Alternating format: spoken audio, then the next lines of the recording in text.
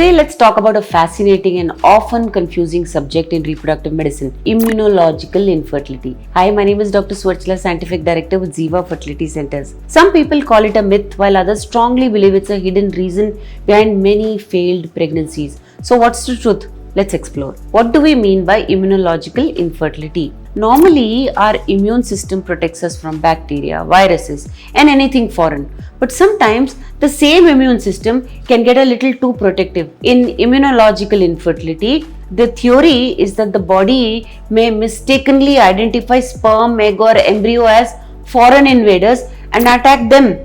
This could happen in two ways. In men, the body may produce antibodies against its own sperm, reducing motility or blocking fertilization.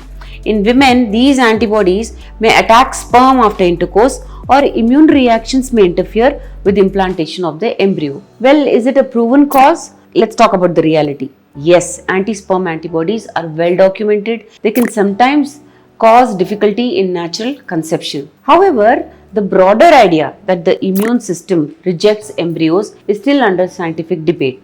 Some studies show an association between certain immune markers and recurrent pregnancy loss or failed IVFs also. But other studies find no strong evidence. So while immunological factors might play a role, they are not considered the main cause of infertility in most couples. How do we diagnose? There are tests for anti-sperm antibodies, natural killer cells activity, and other immune markers.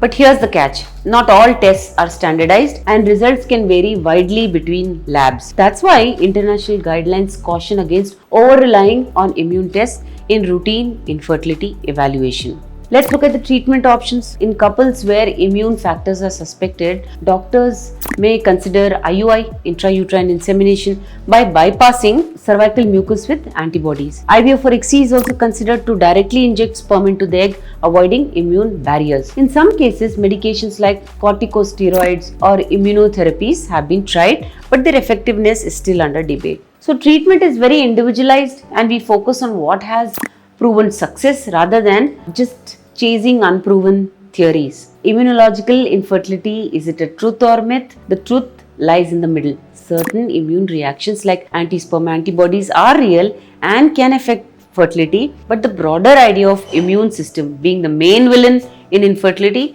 is not strongly proven. In most cases, lifestyle, egg quality, sperm health, and age play a much bigger role. If you have faced repeated failures, talk to your specialist, but remember, science supports only evidence-based treatments, not myths. Thank you for watching, and don't forget, the immune system is usually your friend, not your enemy. Thank you.